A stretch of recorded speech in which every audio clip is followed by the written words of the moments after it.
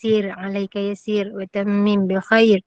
Dan wasalan yang berbahagia Al-Fadil Ustaz Dr. Ahmad Mursyidi bin Mustafa Pensyarah UiTM kerana sudi bersama-sama dengan Gubernur Iman dalam kuliah maghrib hari ini dengan terjemahan Al-Minahu As-Saniyah, juga bersama-sama yang dikasihi para pencinta ilmu, pencinta Al-Quran, sahabat-sahabat yang dirahmati lagi dikasihi oleh Allah Subhanahu Wa Taala.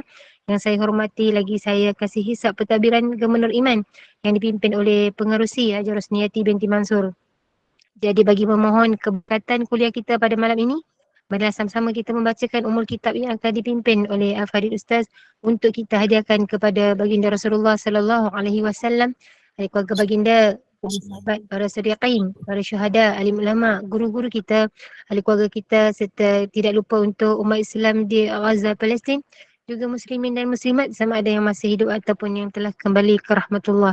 Isiril Fatihah. أعوذ بالله من الشيطان الرجيم. بسم الله الرحمن الرحيم. الحمد لله رب العالمين الرحمن الرحيم مالك يوم الدين إياك نعبد وإياك نستعين اهدنا الصراط المستقيم صراط الذين أنعمت عليهم غير المغضوب عليهم ولا الضالين آمين. Amin ya Rabbal Alamin. Tanpa membuang masa lagi, saya dengan penuh ta'zim menyerahkan kepada Al-Fadil Ustaz. Falyatafaddal mashkura.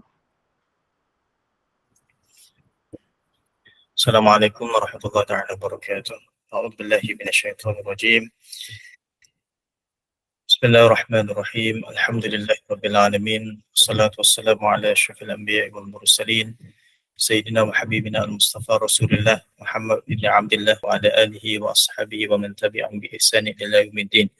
Subhanaka la ilma lana illa ma 'allamtana innaka antal alimul hakim. Rabbi yassir wa la tu'assir. Allahumma tammim bi khayri arhamar rahimin. Rabbana shrah lana sudurana wa yassir umurana. Allahumma rabbana anzilna munzalan mubarakan wa anta khairul munzilin. Allahumma faqihna fid din wa 'allimna ta'wil wa hdina siratal mustaqim wa alhimna rusyd ya arhamar rahimin. Amma ba'd. Muslimin muslimat, jemaah majlis ilmu yang dirahmati Allah Subhanahu wa taala sekalian, alhamdulillah.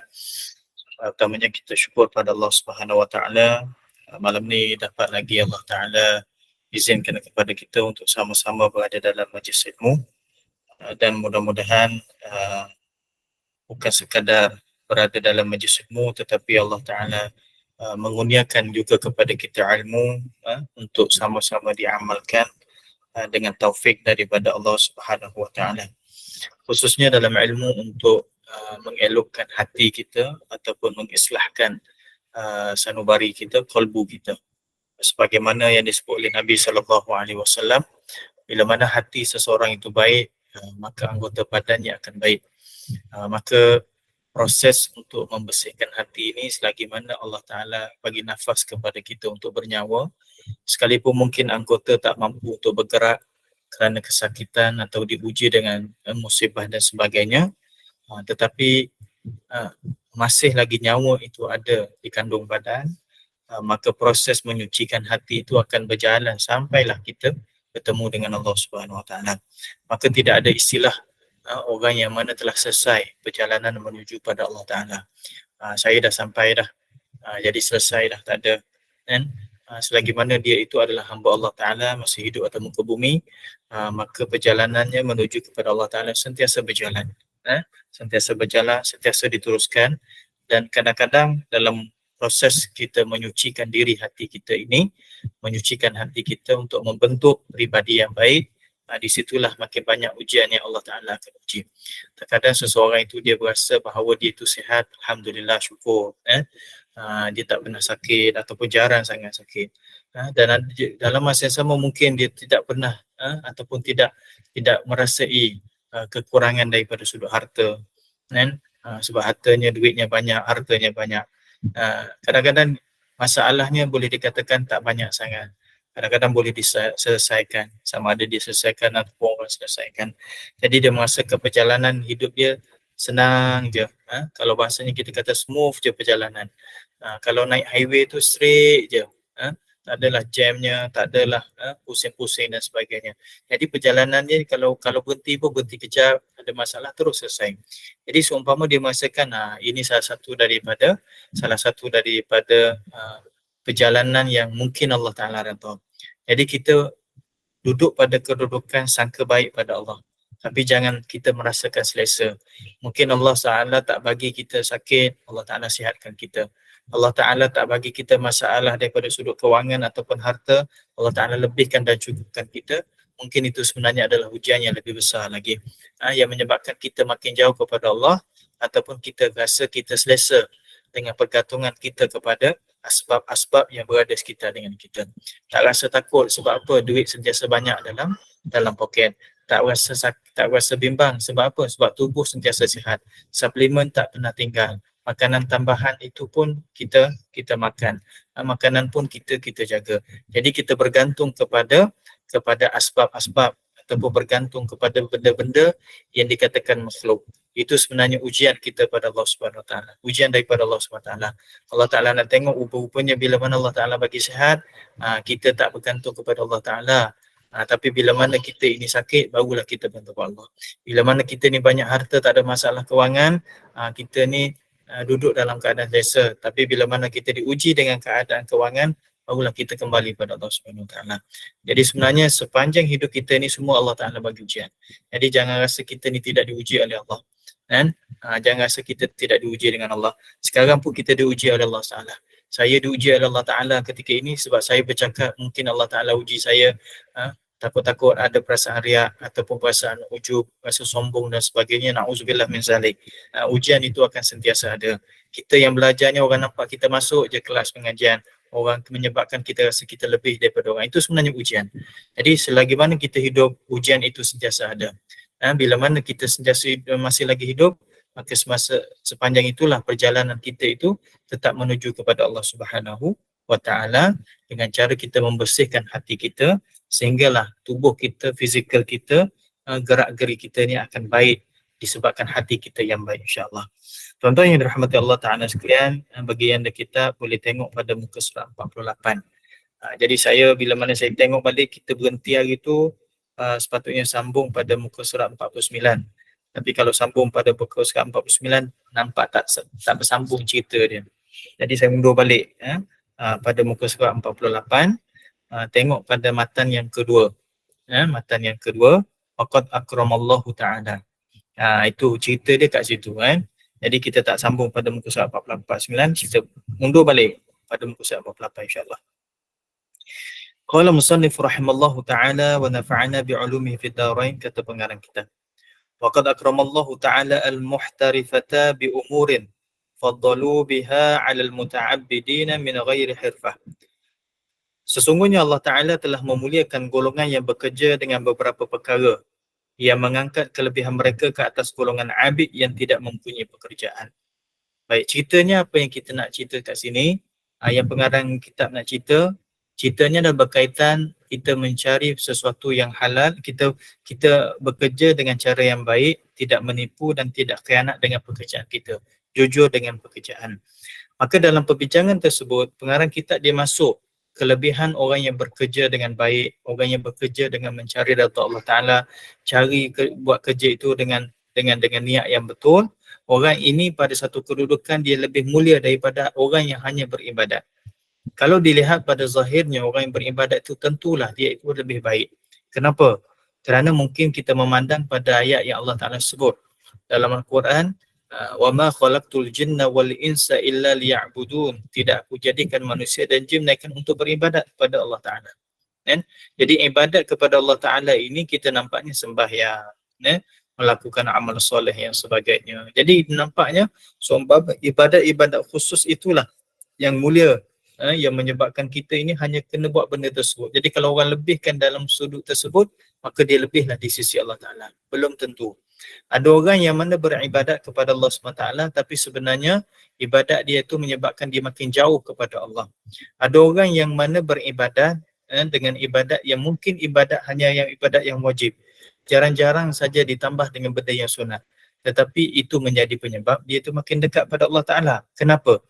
Kerana orang yang beribadat semata-mata ibadat, tidak disandarkan dengan ilmu yang sebetulnya, maka di situ sebenarnya dia itu makin lama, mungkin dia makin jauh dengan Allah Ta'ala. Kerana apa? Mungkin dalam beribadat itu ada kesilapan-kesilapan yang dia tidak sedari. Dan mungkin pada ibadat dia tersebut dia tidak tambah baik dan dia tidak betulkan supaya makin lama makin cantik. Maka statik ibadatnya. Ibadatnya cantik. Kalau sembahyang fardu, alhamdulillah. Sembahyang sunat pun kita tak boleh challenge. Sedekahnya baik, puasanya alhamdulillah. Tetapi mungkin nilai kualiti di situ tidak ada. Ada orang yang mana ibadatnya biasa-biasa tetapi nilai kualitinya cantik. Kenapa? Di samping dia bekerja, di samping dia beribadat, ada kerja-kerja yang dilaksanakan dengan kerja tersebut yang menyebabkan dia makin dekat pada Allah Ta'ala. Jadi di sini bukan mengatakan bahawa ahli ibadat tersebut tidak baik dan orang yang mana kurang ibadat tapi di masa yang sama dia bekerja itu baik, bukan. Sekarang kita nak menunjukkan bahawa pengarang kitab nak bagi tahu kepada kita satu sudut ada orang yang semata-mata beribadat tetapi dia tidak boleh menandingi orang yang mana beribadat dalam masa yang sama dia bekerja. Nak dibandingkan dengan kuantiti mungkin ahli ibadat tu lebih banyak. Tapi daripada sudut kualiti dia dengan Allah SWT, orang yang ibadat dan orang yang bekerja tersebut mungkin dia jauh lebih hebat daripada orang yang semata-mata beribadat itu tanpa bekerja. Jadi di situ perbandingan yang cuba dibawa oleh pengarang kitab. Baik, perbandingan yang pertama, kelebihan bagi orang yang bekerja tadi tu. Kan? Orang yang bekerja dalam masa ibadat tu tak tinggal lah kan. Maksudnya dia tetap bekerja. Apa kelebihan dia? Al-awwal anna amala ahadihim lahu liqaunihi ya'kulu min kasbihi la min sadaqatin nasi wa awsaqihim. Pertama kelebihannya, sesungguhnya pekerjaan seseorang di kalangan mereka adalah untuk dirinya agar dia dapat makan daripada hasil kerjanya, bukan hasil daripada sedekah manusia dan sisa-sisa mereka. Rupa-rupanya berkat bila mana kita itu makan hasil daripada penat lelah kita. Ini pun termasuk dalam satu hadis Nabi SAW yang Nabi puji orang yang mana bekerja dengan kudrat dia, dengan tulang 4 kerat dia untuk mencari rezeki. Nabi SAW puji. Maka hasil yang didapat tersebut adalah untuk cari nafkah. Bahkan titik peluh yang keluar daripada orang yang bekerja, ini Nabi nak bagi perumpamaan dengan sesuai cara pemahaman dahulu. Jangan duk faham dengan cara kita, sebab cara kita ni, kita sekarang duk aircon tak sempat berpeluh. Duk rumah ada aircon, nak pergi kerja naik kereta pasang aircon, lepas tu sampai tu jalan terus naik pejabat, aircon pula. Bila masa peluh ni nak keluar, baju tu tak sempat nak kena setitik pun peluh mungkin lah kita kata. Kan? Tapi Nabi nak bagi tahu sesuai dengan keadaan masa tersebut, zaman tersebut dan cara logiknya. Titik peluk orang yang mana keluar kerana dia bekerja tersebut, itu pun Allah Ta'ala akan kafarahkan ataupun Allah Ta'ala akan gugurkan dosa dia. Kenapa? Kerana berpeluhnya itu hasil daripada pekerjaan yang baik, pekerjaan yang halal dan niatnya adalah untuk mencari nafkah kepada ahli keluarganya. Jadi hasil yang kita dapat tersebut menyebabkan kita dapat membeli makanan, dapat teruskan kehidupan kita, beli pakaian dan sebagainya.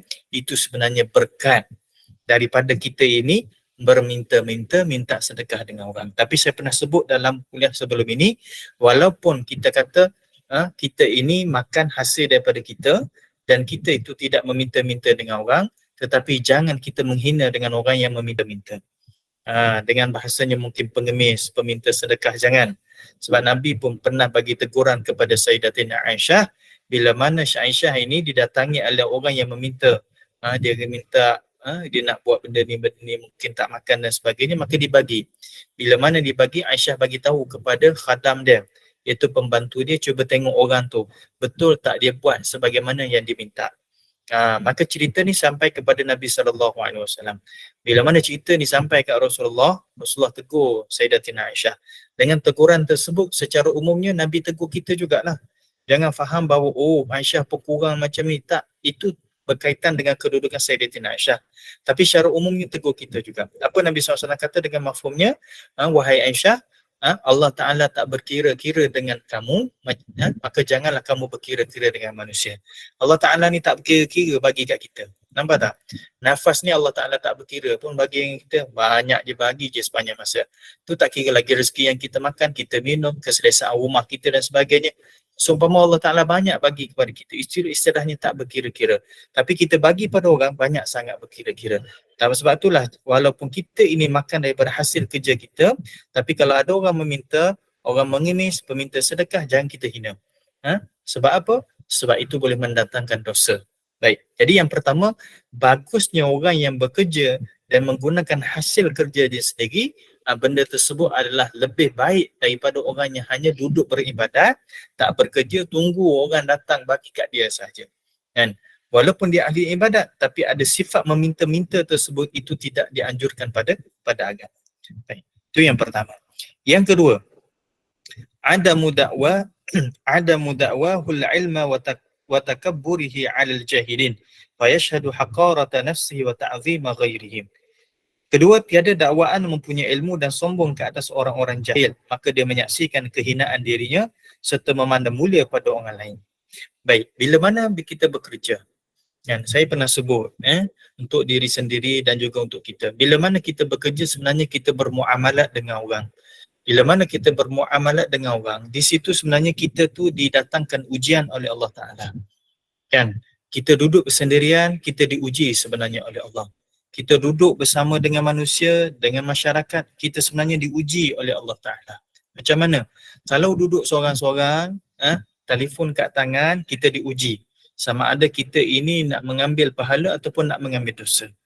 Kan? Kalau kita bersama dengan orang, sama ada dengan secara online ke atau secara bersemuka, secara langsung dengan urusan kita, ketika itu kita diuji dengan perangai orang.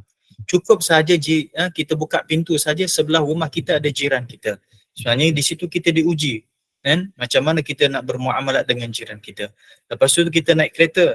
Atas kereta tersebut kita naik di atas jalan yang digunakan oleh orang ramai. Di situ ada perangai manusia yang pelbagai. Sebenarnya kita diuji ketika itu dengan muamalah dengan manusia. Bila mana kita sampai di pejabat, apa saja kerja kita, berniaga atau tidak berniaga ataupun urusan sebagainya, ketika itu kita diuji oleh Allah SWT. Maka orang yang bersama dengan manusia, antara satu kelebihan yang dia dapat, kalau dia mampu untuk menangani ujian-ujian tersebut, maka antara kelebihannya, kata pengarang kitab, dia itu tidak akan timbul perasaan sombong dan dia merasakan dirinya hina. Merasakan dirinya hina. Macam mana? Baik, kita keluar. Minta maaf, saya sekadar bagi contoh sebagai teguran untuk diri saya. Tuan-tuan perempuan, panggil saya Ustaz. Kan? Panggil saya Ustaz. Yang kenal saya, panggil Ustaz. Yang tak kenal saya, dia takkan panggil saya Ustaz. Bila mana saya duduk dalam kelompok orang yang kenal saya, ketika itu saya diuji oleh Allah Subhanahu Wa Taala untuk saya merasakan sombong mungkin dengan ilmu yang Allah Taala pinjamkan kepada saya, ataupun saya boleh melawan perbuatan tersebut, perasaan tersebut. Kalaulah saya datang perasaan yang saya rasa saya ni mempunyai ilmu, na'udzubillah min zalik, maka ketika itu saya bercakap-cakap, lepas tu saya dengar ada orang bercakap. Saya mengatakan, dia ni lebih hebat rupanya. Bila mana saya tengok ada orang yang lebih berilmu daripada saya ketika itu, maka di situlah sebenarnya Allah Ta'ala nak ajar saya supaya saya merasakan jangan kau rasa sombong dengan ilmu yang aku bagi pinjam. Kenapa? Kerana ada lagi ilmu yang lebih banyak yang Allah Ta'ala bagi pada orang lain. Sekadar ilmu yang sedikit kita ada, kita dah rasa banyak. Okey, lagi contoh. Contoh ini pun saya dah bagi dalam pertemuan sebelum ini. Macam mana gambaran seorang itu dikatakan orang kaya. Minta maaf, ini teguran secara umum. Tidak ada kaitan di antara kita. Sekadar untuk sama-sama muhasabah. Ada seorang orang yang mempunyai harta orang kaya. Dia merasakan dia kaya. Alhamdulillah. Tapi bila mana ditengok orang yang lebih kaya daripada dia, maka dia takkan rasa dia kaya. Kan? Dia takkan rasa dia kaya. Sebab apa? Sebab orang yang lebih kaya daripada dia tersebut sudah tentunya lebih banyak harta daripada dia, daripada sudut zahir yang diketahui. Sama ada dia tahu orang ni sahamnya banyak, orang ni rumah dia lebih besar, orangnya kereta ni lebih mahal dan sebagainya, maka dia merasakan aku belum cukup kaya. Jadi perumpamaan ini nak mengatakan bahawa bila mana kita duduk dalam masyarakat, ketika itu sebenarnya Allah Ta'ala nak supaya kita mengikis sifat sombong kita. Bukan duduk dalam masyarakat makin lama makin sombong. Ini bermaksud kita tidak mendidik hati dan diri kita. Jadi bila mana kita tengok ada orang lebih daripada kita, punya ada lagi orang lebih hebat, ada lagi orang lebih kaya, ada lagi orang macam ni, ada lagi, aku ni macam orang biasa-biasa juga. Kan? Orang yang biasa-biasa tak ada apa jugalah. Jadi ketika itulah rupa-rupanya orang yang mana bekerja ini salah satu kelebihannya, dia itu boleh menyebabkan merasakan diri dia hina di hadapan Allah SWT dan dia ini tidak rasa sombong. Kenapa? Kerana di hadapan dia, di sekeliling dia itu banyak lagi orang yang lebih. Tapi kalau orang yang ibadat seorang-seorang ni, hati-hati. Antara perangai yang Allah Ta'ala ada, antara ujian yang Allah Ta'ala akan uji dia akan merasa ujub. Bangun tengah malam, pukul 3:30 pagi, masa tu ambil sembahyang, sembahyang, menangis atas jadah, lepas tu baca Quran, zikir, sampailah kepada pukul 5, kan? Seronoknya bangun beribadat, Alhamdulillah. Tapi tengah-tengah ibadat itu ataupun lepas habis ibadat, timbul rasa hebat, timbul rasa dia tu lebih. Sebab apa? Sebab dia tak nampak orang lain bangun pukul 2 pagi. Yang dia sembahyang tahajud hanya 4 rakaat. Tambah dengan witir 3 rakaat, jadi 4 tambah 3, 7 rakaat. Lepas tu dia baca Quran hanya lebih kurang 2-3 helai. Dia tak tahu ada orang yang bangun pukul 2 pagi, yang sembahyang berbelas-belas rakaat, berpuluh-puluh rakaat, yang baca Quran sampai 1 juzuk, 2 juzuk dan sebagainya. Maka disebabkan dia tak tahu kerana dia tidak bermuamalah, maka ketika itu dia diuji oleh Allah Ta'ala, dia merasakan dirinya hebat. Aku bangun tahajud, orang lain duduk sedap-sedap tidur. Lepas tu dia pun buka telefon, dia kata salam tahajud. Di situ apa sebenarnya dia hantar? Kalau kita buka, minta maaf, ini contoh, tak ada kaitan cerita di kat Malaysia ni. Tak ada kaitan dengan kita ni, ini cerita kat planet Pluto ni. Masa dia kata salam tahajud, pukul berapa? Pukul 4 pagi. Siapa yang baca? Tak ada bunyinya orang nak baca mungkin pada masa tersebut. Jadi adakah kita hantar tersebut adalah kita nak bagi tahu bahawa kita ini bangun tahajud? Ataupun kita nak kejutkan orang? Adakah kalau, minta maaf, kita cuba fikir dengan cara logik. Ini nak betulkan kita, bukan nak betul orang. Jangan tengok orang, tengok kita. Kalau ada orang yang berkata, kita kata, Alhamdulillah, mudah-mudahan dia dapat pahala. Tapi bagi kita, kalau kita hantar mesej dalam tu, adakah orang tersebut akan bangun? Seumpama bunyinya alam loceng kita tu, tak ada rasanya kan? Maka pada masa tersebut, hati-hati orang yang beribadat. Kita lah. Bila mana kita beribadat, kita akan diuji oleh Allah SWT. Sebab itulah pengarang kita nak bagi tahu, kamu beribadat semata-mata ibadat tak bekerja, sebenarnya ada lagi orang yang lebih daripada kamu. Dia beribadat, bahkan dia bekerja. Hasil daripada dia beribadat, dia bekerja, so sebenarnya dia makin baik. Dia makin baik di hadapan Allah SWT. Saya bagi lagi contoh. Kadang-kadang orang ni hanya kerja dia ibadat sepanjang masa. Bagus, Alhamdulillah. Siapa yang ada ruang macam tu, gunalah nikmat ni. Belum tentu Allah Ta'ala akan kekalkan. Sampai masa mungkin Allah Ta'ala tarik. Guna. Tetapi hati-hati dengan ujian-ujian tersebut. Sebab ujian sentiasa datang. Tapi bagi orang yang mana bekerja, dalam masa yang sama, dia jaga ibadat dia. Kadang-kadang orang ini makin lama makin cantik ibadat dia. Contohnya macam mana?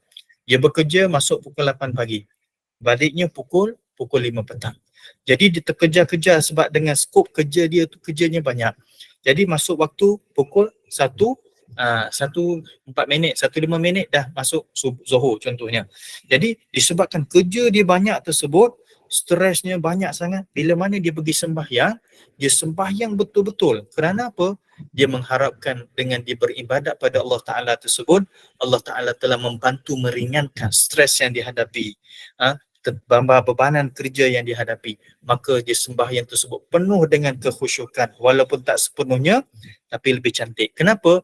Kerana ditekan. Konsep manusia bila mana ditekan, dia makin hebat. Sebagai contoh, kenapa orang Palestin ni hebat? Kerana dia sentiasa hidup ditekan. Kita ni sebab apa kita kurang hebat? Sebab kita tidak ditekan daripada sudut agama. Tapi kita ditekan daripada sudut lain mungkin. Kenapa kita ini pandai menguruskan keuangan? Sebab kita ditekan daripada sudut faktor ekonomi. Sebagai contoh, bila mana kita ditekan, orang ini seumpama belon. Bila mana ditekan, maka ketika itulah dia makin angin dalam tu makin kita nampak macam mana nak meletup kan. Jadi kita sebelum daripada meletup tersebut, kita urus dengan cara baik. Mungkin di situ dia urus dengan cara macam mana? Ibadat pada Allah Ta'ala. Hanya 4 rakaat Zuhur, tak tambah qabliyah, tak tambah ba'diyah. Tapi cantik dia punya ibadat dia. Berbanding dengan kita masa lapang, banyak kosong, maka kita sembahyang mungkin tidak diuji. Tapi kalau lapang kosong, kita lebih cantik, maka silakan. Alhamdulillah. Itu pun nikmat daripada Allah Subhanahu Wa Taala. Baik, itu yang kedua. Yang ketiga, muka surat 49. Wa thalithu salamatuhu minasyubahil aqliyah fillahi ta'ala wa fi rusulihi wa ahkamihi. Ketiganya, sejahtera daripada syubhat pemikiran tentang Allah Ta'ala, para rasulnya dan segala hukum hakamnya. Bila mana orang bekerja ni satu sudut, dia ini akan hilang syubhat, ragu-ragu tentang Allah Ta'ala. Mungkin ketika itu dia akan lebih cantik akidah dia, iman dia berkaitan dengan rezeki. Kan? Bila mana berusaha-usaha dia nampak je Allah, ini semuanya kurniaan daripada Allah Ta'ala. Penat-penat buat macam mana pun takat ni je. Last kali dia datang, ya Allah aku ni buat macam mana pun, yakin rezeki kamu yang bagi ya Allah. Kan? Jadi cantik dia kat situ. Lepas tu cantik pula dengan pemahaman Rasulullah, berkaitan dengan Rasulullah dan segala hukum hakam. Bila mana nak buat benda ni, dia terfikir, kalau buat benda ni boleh tak? Dia pun tanya orang yang tahu ataupun pakar dan sebagainya. Jadi di sini orang yang bekerja ni bagus satu sudut. Kenapa? Kerana dia berkembang pemikiran dia. Kalau kita hanya duduk saja dalam keadaan selesa, otak kita kadang-kadang tidak bekerja. Bila mana tidak bekerja, function dia kadang-kadang tidak sehebat orang yang sentiasa menggerakkan akal ataupun minda dia. Jadi itu antara kelebihan lah yang disebut oleh pengarang kitab bagi orang yang mana bekerja dengan berbanding dengan orang yang tidak bekerja tetapi dia ahli ibadat. Satu sudut kelebihannya macam tu. Semuanya ada kelebihan. Tapi kelebihan yang kalau digunakan dengan cara yang betul, mungkin ketika itu dia lebih hebat di sisi Allah Subhanahu wa ta'ala. Cuba tengok sahabat. Berapa ramai sahabat ini daripada kalangan orang yang bekerja. Sayyidina Abu Bakar bekerja, Sayyidina Umar bekerja. Adakah mereka itu makin jauh kepada Allah? Tak. Mereka makin dekat kepada Allah Ta'ala dan mereka makin disayangi oleh Rasulullah. Bukannya sepanjang masa duduk je dengan Rasulullah, tapi dalam masa yang sama dia bekerja juga. Tapi adakah orang yang mana hanya beribadat kepada Allah Ta'ala duduk dengan Rasulullah ni, orang tu tak bagus? Tak juga. Cuba tengok Sayyidina Abu Hurairah. Abu Hurairah dia kerja dia hanya belajar. Sebab dia duduk di masjid. Jadi Nabi mengajar dia ada je sepanjang masa. Sebab tu adalah Abu Hurairah orang yang paling banyak sekali meriwayatkan hadis. Bermaksud kalau kita ahli ibadat dan kita tidak bekerja, mungkin disebabkan minta maaf sebagai contoh pencen ke bersara dan sebagainya, kita tumpukan dengan ibadat kita, bermaksud kita buat dengan cara yang betul-betul. Kalau kita ni masih lagi bekerja, bekerjalah dengan betul-betul, dalam masa yang sama ibadat fardu itu dijaga. Bermaksud kelebihan masing-masing bila mana kita duduk dalam keadaan tertentu. Cuma kat sini nak cerita berkaitan dengan kelebihan bekerja lah. Baik. Warabi' yang kelima, idza waqa'a fi ma'siyatin yasiru yashhadu qubahaha wa la yara annahu fa'ala syai'an yukaffiruha wa ghairu dhalik. Keempat, apabila dia jatuh ke dalam maksiat, jadilah dia melihat keburukannya dan tidak memandang bahawa dia melakukan sesuatu yang boleh mengkafarahkannya dan lain-lain hal demikian. Jadi bila mana dia bekerja, seorang tu bekerja, dalam bekerja tersebut dia melakukan kemaksiatan. Apa saja jenis maksiat, maksud benda yang melibatkan dengan dosa, maka dia melihat keburukan itu adalah keburukan pada diri dia. Keburukan pada diri dia yang melakukan benda tersebut. Kalau dia pecah amanah, na'udzubillah min zalik, dia nampak benda tersebut adalah sebab dia masalah dia.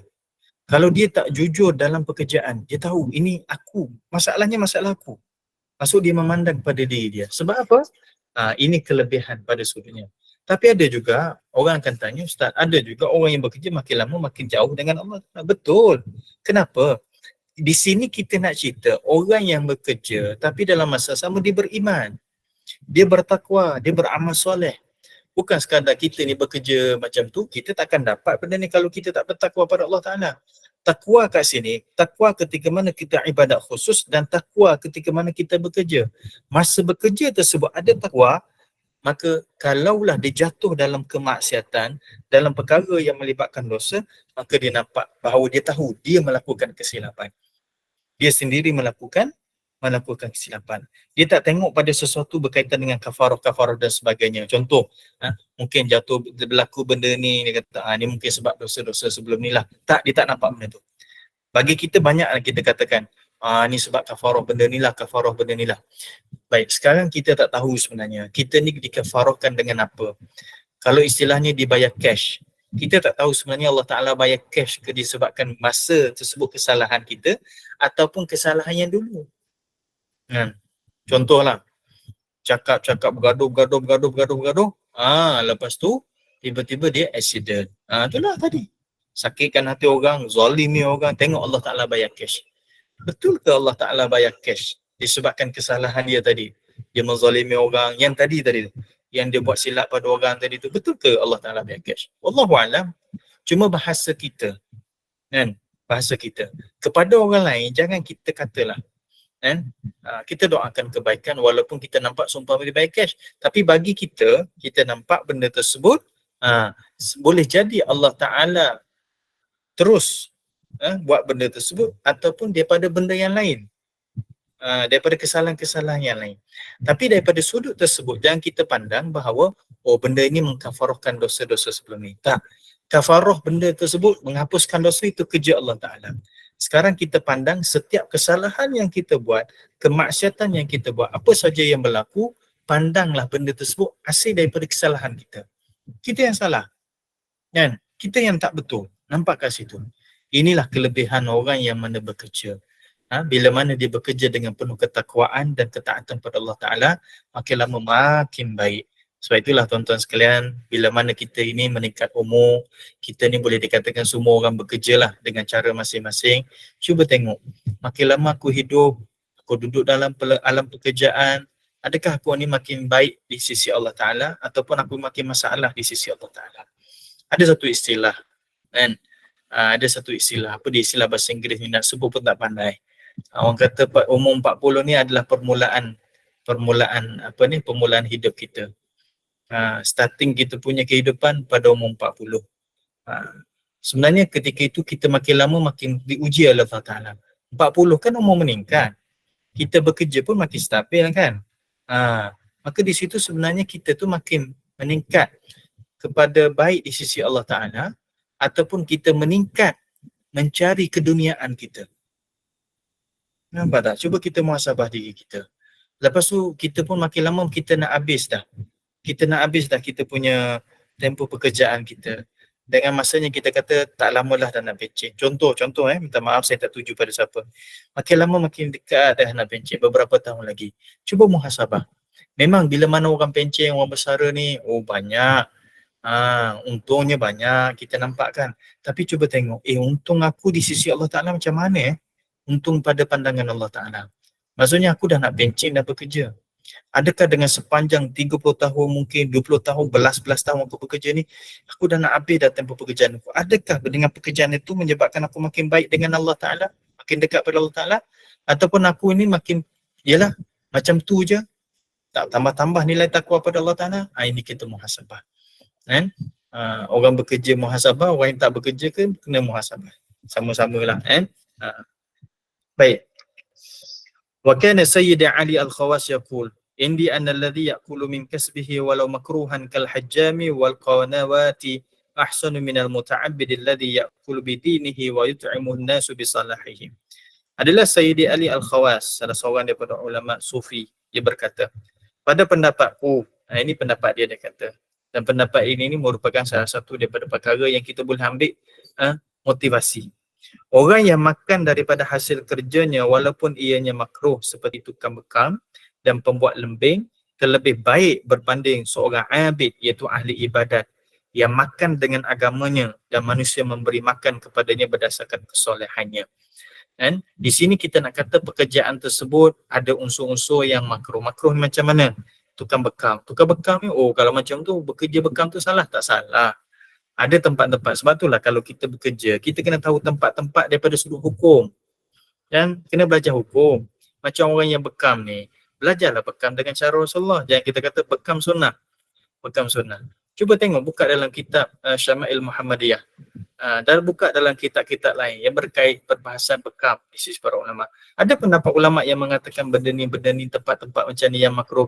Kalau kita juru bekam, maka kita elakkan pada tempat tersebut. Melainkan pada benda tersebut memerlukan kepada daruriyat ataupun kita kata keperluan pada masa tersebut, tak ada masalah. Tapi dia tak jatuh kepada haram. Maka sama juga dalam kita bekerja. Kan? Dalam kita bekerja, harta-harta yang dibenarkan kita guna dalam syarikat kita tu. Bos kata ataupun syarikat kata okey boleh guna macam ni tak ada masalah lah. Tapi kita fikir juga kalau guna berlebih-lebihan mungkin datang kepada makruh. Jadi ada unsur-unsur yang dalam pekerjaan tu kita kena tahu. Kan? Mana yang boleh, mana yang tak boleh, mana yang digalakkan, mana yang sepatutnya tidak dilakukan, yang tidak digalakkan, kan? Jadi tapi walaupun macam itu, hasil yang dapat adalah hasil yang halal. Sebab dia bukan daripada pekerjaan yang haram. Kata Sayyidi Ali Al-Khawas, itu lebih baik daripada orang yang mana ahli ibadat, yang mana dia menzahirkan agama dia untuk dia menampakkan habuan. Oh ni orang baik ni, ahli ibadat ni, orang pun bagi sedekah kat dia. Kesolehan pada zahirnya, seumpama dia nak menggunakan untuk dia dapat apa? Dia mendapatkan sesuatu habuan daripada manusia. Ma'idzazubillah min zalik. Tapi jangan kita menghukum orang lah, tengok kita lah, takut ada benda tersebut pada diri kita. Itu pendapat Syekh Ali Al-Khawas. Thumma la yakhfa anna al-kasba lit-takathuri wat-tafakhur madhmumun syar'an. Kemudian tidak tersembunyi lagi bahawa bekerja untuk mengumpul harta yang banyak dan bermegah-megah adalah dicela pada syarak. Allah, ini ujian kita tuan-tuan. Ujian untuk saya. Ujian untuk kita semua. Ujian untuk anak-anak kita. Banyak yang kadang-kadang kita tengok, betul lah kita belajar sebab dunia sekarang dunia pendidikan.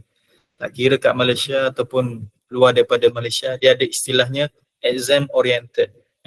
Kita belajar tu berdasarkan pada peperiksaan untuk mendapatkan sijil, lepas tu sijil tersebut untuk kepada kelayakan pekerjaan kita dan sebagainya. Okey, tu zaman sekarang kita kata zaman yang mungkin kita istilahkan keperluan lah. Tak salah benda tu sebab bila mana ada sijil, orang boleh tahu oh dia belajar, maksudnya ada kepakaran dan sebagainya. Betul lah, tak ada masalah. Tapi ada orang yang mana hanya mengejar sijil saja untuk apa? Untuk membolehkan dia dapat satu pekerjaan. Ilmunya tak ada. Ada juga macam tu. Tapi bila mana dia dapat dalam pekerjaan tersebut, dia akan makin berlumba-lumba untuk menambahkan harta dia. Baik, kita cuba nampakkan dalam kehidupan dunia sekarang. Cuba tengok dunia pekerjaan. Dunia pekerjaan. Bila mana orang tu bekerja, dia nak apa? Dia nak ada kenderaan. Ikutlah dengan namanya kereta ke, dengan nama motor ke, nama motosikal ke, ikutlah. Kereta motosikal tersebut, dia nak jenama apa? Jenis apa? Kan? Okey, dia dah ada. Dia pun dapat. Alhamdulillah dapat. Saya tak kata haram kita nak cerita satu bentuk kronologi. Lepas tu dia nak apa pula? Dia nak rumah. Bila mana dia nak rumah macam mana? Rumah macam ni. Okey, alhamdulillah dia dapat. Lepas tu dia nak apa? Dia nak benda ni. Dia nak untuk perhiasannya, dia nak pakaian cantiknya, dia nak.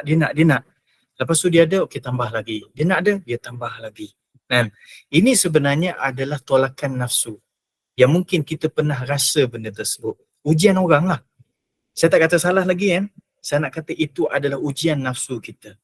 Tolakan-tolakan. Okey, kita pergi pada benda yang harian berlaku pada diri kita. Baik, kita ni ada duit. Kita terasa nak makan kan? Duit ada, duit tak ada masalah. Kita terfikir hari ni nak makan apa Nak rasa makan yang special sikit lah. Special sikit lah. Kita makan benda ni, kita pun tumpah atau kita pergi kedai tersebut. Bila mana kita makan, alhamdulillah. Daripada mulut kita keluar perkataan alhamdulillah kan. Tapi perasan tak kat situ? Sebenarnya kadang-kadang kita terlalu melayan kehendak nafsu kita untuk kepuasan diri kita. Kan? Jadi bila mana kita dapat benda tersebut, kita rasa puas. Tapi kepuasan tersebut dia limited. Takat tu je. Lepas tu dia akan datang lagi. Dia akan datang lagi. Sebab kerja nafsu ini, dia akan tolak seseorang tu supaya sentiasa dia merasakan tidak puas. Dia puas seketika, lepas tu ditolak lagi supaya rasa tak puas. Maka itulah alam pekerjaan yang kita hadapi, dunia kita sekarang. Tak kira siapa-siapa. Sekarang suluh pada diri kita. Kita mungkin tengah diuji, ataupun kita telah teruji dengan benda tersebut, dengan bekerja kita menambah-nambah harta. Memang kita boleh katakan itu sebagai keperluan. Keperluan kita ada kenderaan, betul keperluan. Tetapi bila mana kita tu menambah-nambah daripada keperluan, benda yang dah perlu tu dah ada, tapi kita makin menambah-nambah lagi, sebenarnya kita tengah melayan kehendak nafsu kita. Melayankan nafsu.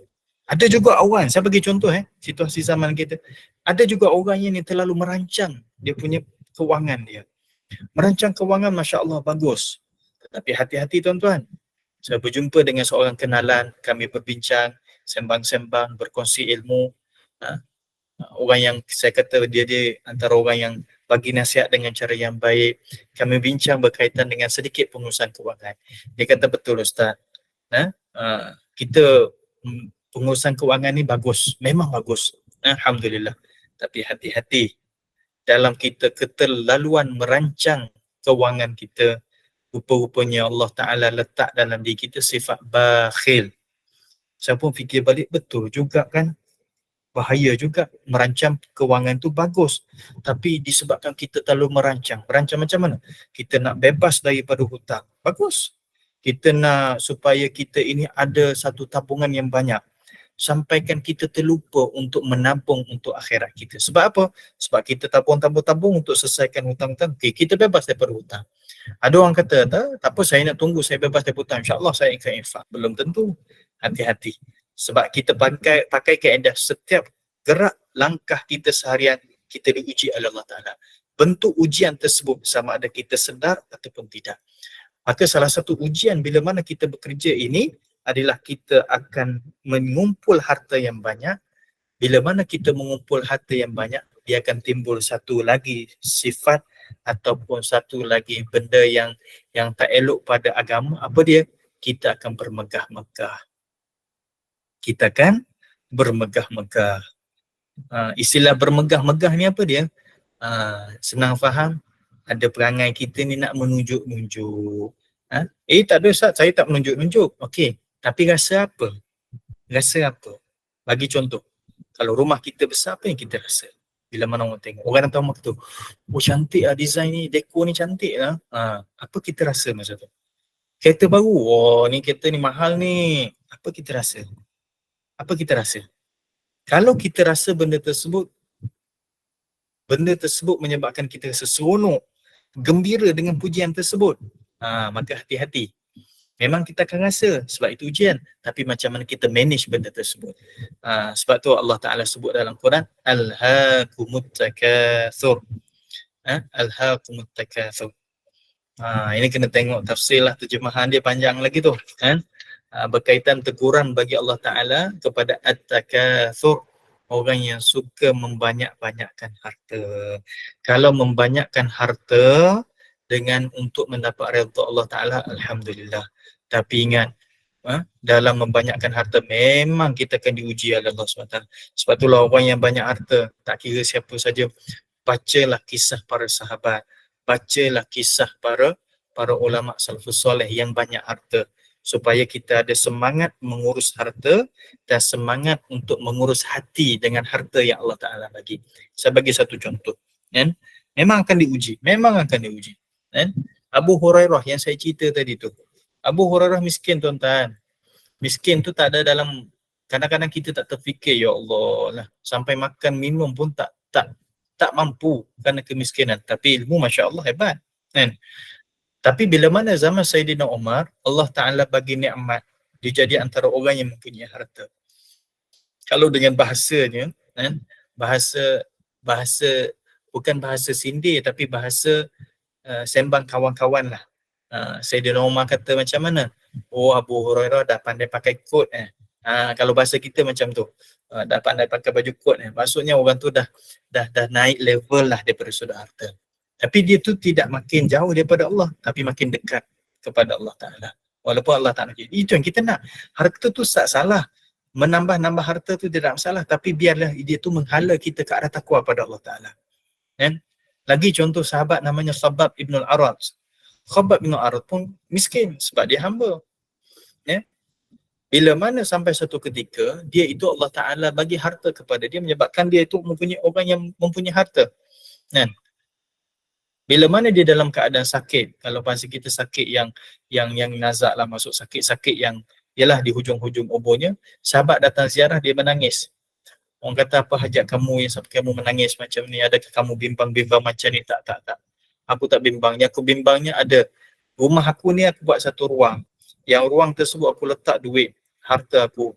Aku isytiharkan siapa yang ada hajat pergi je ambil. Tengok itu Khabbab bin Arat, sahabat Rasulullah. Kan? Pergilah ambil.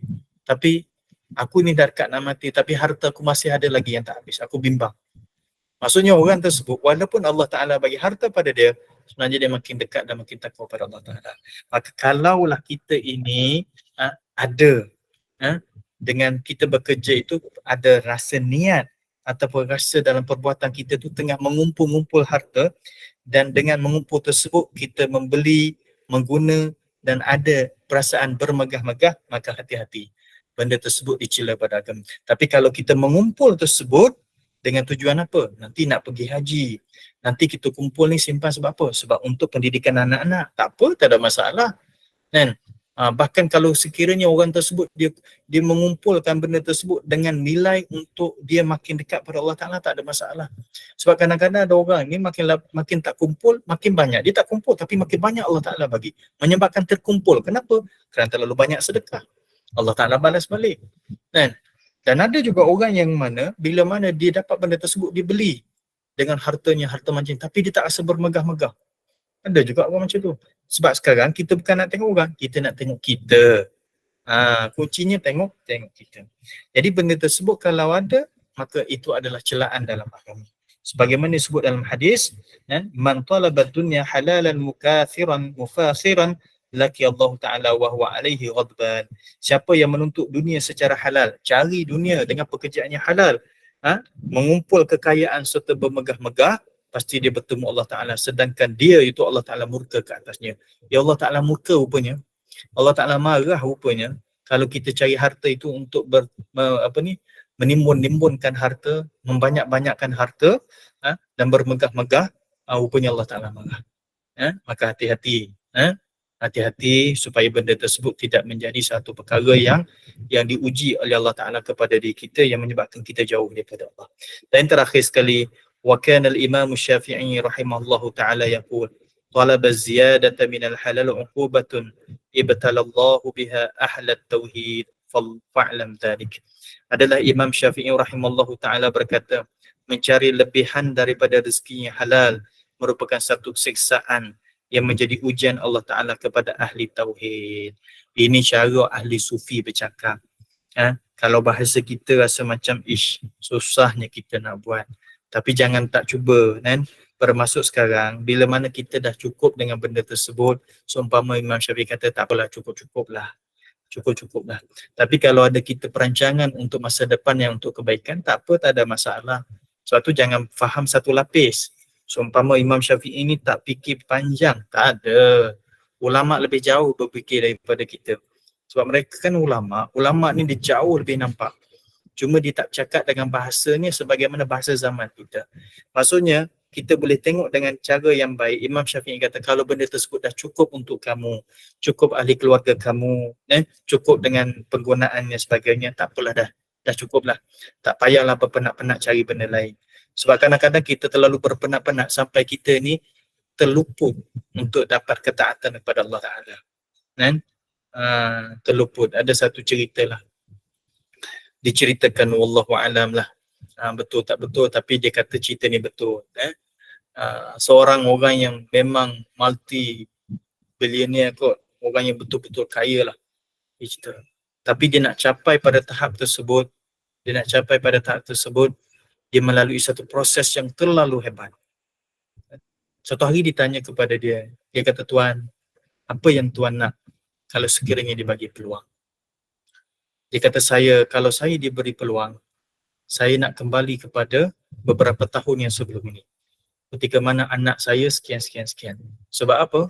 Sebab saya terlalu sibuk dengan urusan saya mencari benda-benda ni, saya dah dapat apa saya nak. Tapi saya jauh dengan ahli keluarga saya. Baik, apa yang saya nak kata tuan-tuan?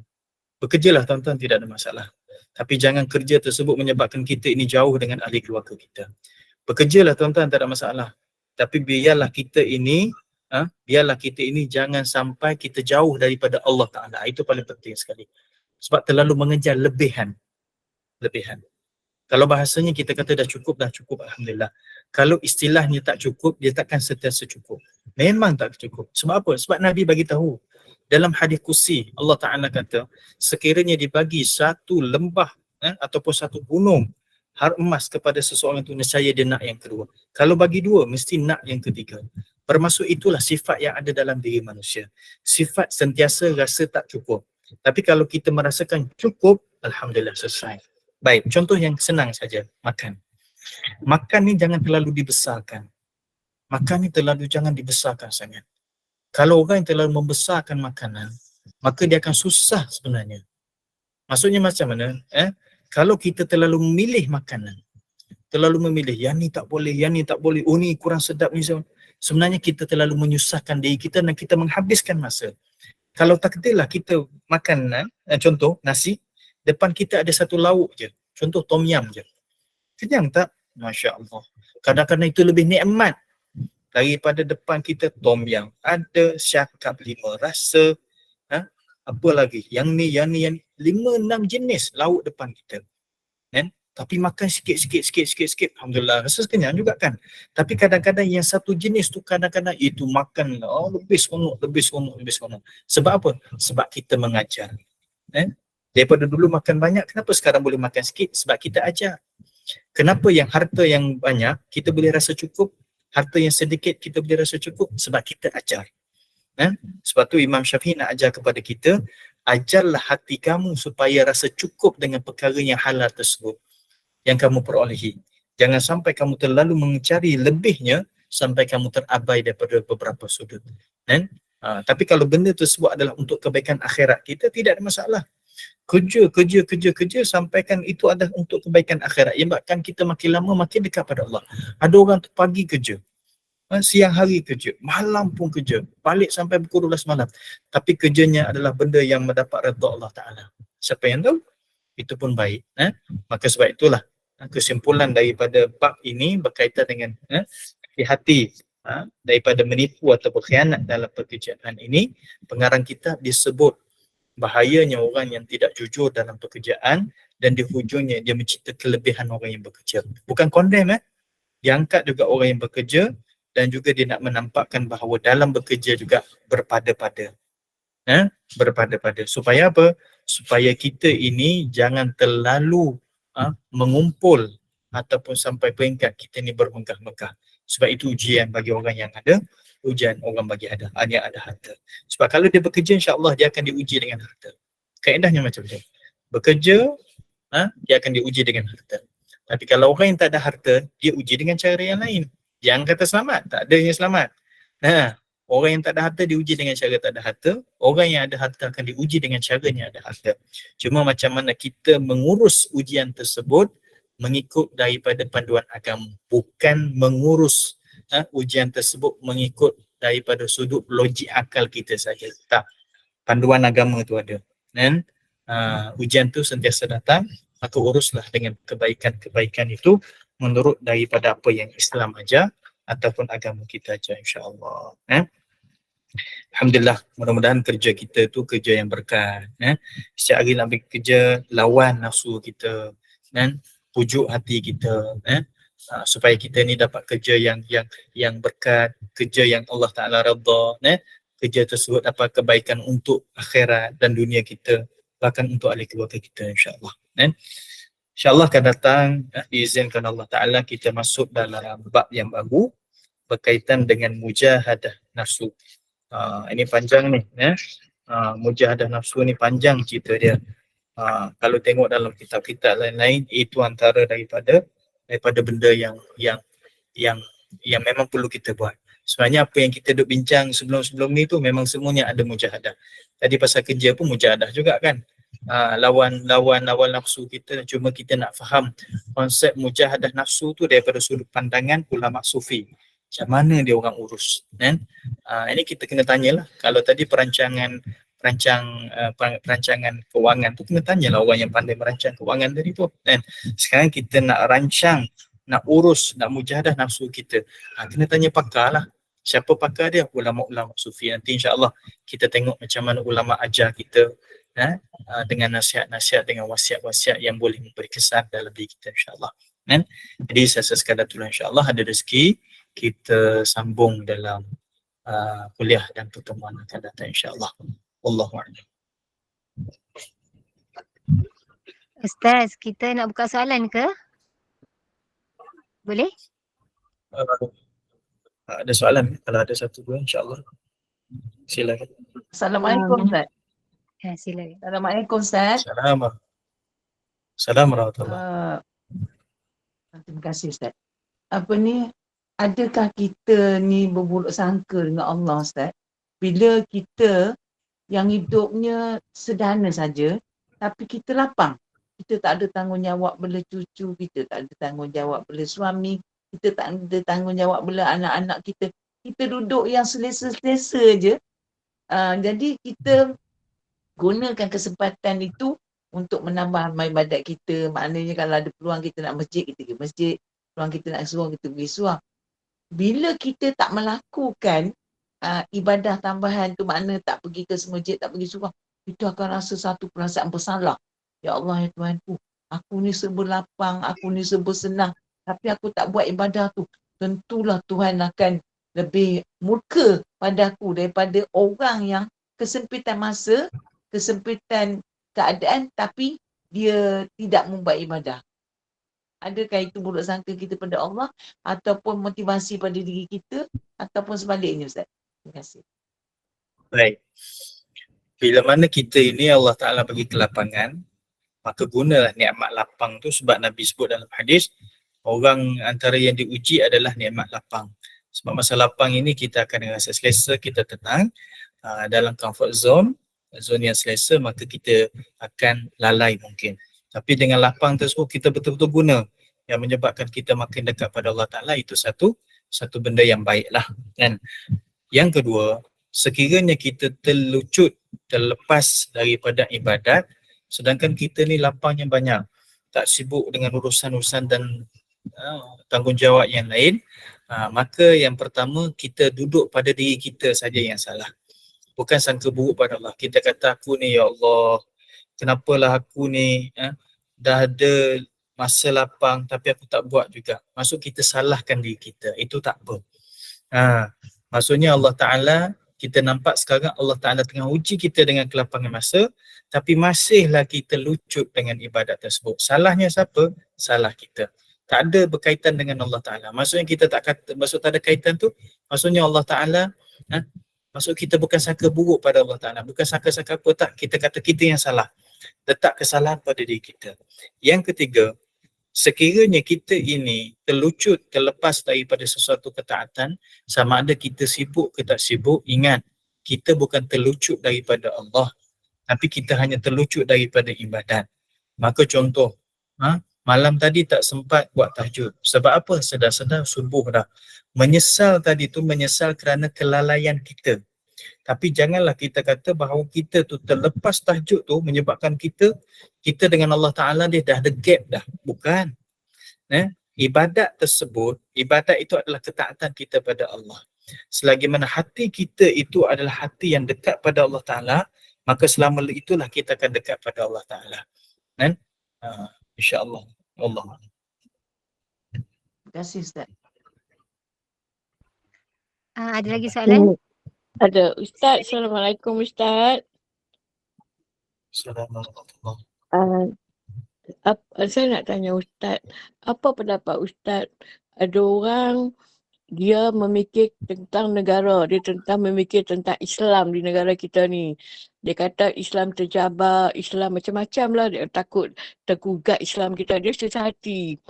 Tapi dia tak nak belajar lagi tentang kuliah-kuliah, dia tak mau. Dia nak fikir tentang sekarang ni lah, dunia apa berlaku tentang Islam kita dalam Malaysia ni. Apa pendapat Ustaz? Bolehkah kita berfikiran macam tu Ustaz? Terima kasih Ustaz. Allah Ta'ala letak seseorang itu ada fungsi masing-masing. Kerja saya sekarang lah, saya katakan kerja saya mengajar. Pagi-pagi balik petang kerja saya mengajar. Salah satu kerja saya. Saya tak terlibat dengan urusan negara lah, saya kata.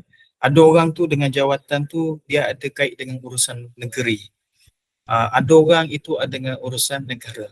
Allah Ta'ala letak orang tu sesuai pada kedudukan yang Allah Ta'ala inginkan. Bukan kita inginkan, kena faham yang Allah Ta'ala inginkan.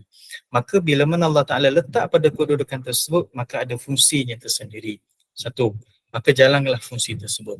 Yang kedua, bila mana kita duduk pada satu tempat, maka kita kena fikir pada kedudukan Islam. Fikir tersebut dengan cara kita menyumbang, dan kita jangan menghalang sebarang kebaikan-kebaikan yang orang lain buat. Sebagai contoh, kan? Orang tak datang kuliah, orang tengah buat kuliah online pun tak boleh join juga, kan? Ni buat apa kat rumah ni? Kita fikir macam tu. Sedangkan di rumah tersebut dia sibuk dengan urusan anak-anak dia. Dia berkhidmat, siapkan makan. Kita contoh mungkin kita 4-5 orang, kawan ni anak 10 orang. Duk siapkan makan, duk urus benda tu, urus benda ni. Bermaksud tugas dia tersebut dia berkhidmat daripada sudut itu. Adakah dia tak fikir pasal Islam? Dia fikir, tetapi dia tak boleh menyumbang. Tapi kadang-kadang dengan fikir dia menyumbang hanya doa saja. Maka apa saja kebaikan yang ada pada Islam, mesti kita fikir dan mesti kita menyumbang. Tetapi jangan kita menghalang kebaikan-kebaikan orang. Kuliah tak penting. Kalau kuliah tak penting, kenapa Nabi mengajar? Sedangkan Nabi takbir negara, kan? Maka kalau kita nak takbir apa, nak urus apa saja, diri kita, keluarga kita, negara kita, negeri kita tetap dengan ilmu. Maka kuliah itu adalah saluran ilmu. Belajar itu adalah saluran ilmu untuk dapat ilmu. Maka kebaikan yang orang buat, jangan kita halang. Bahkan kalau kita tak mampu buat, kita support mereka. InsyaAllah.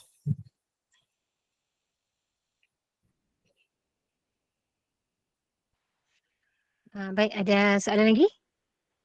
Kalau tak ada, kita tutup kuliah, insyaAllah.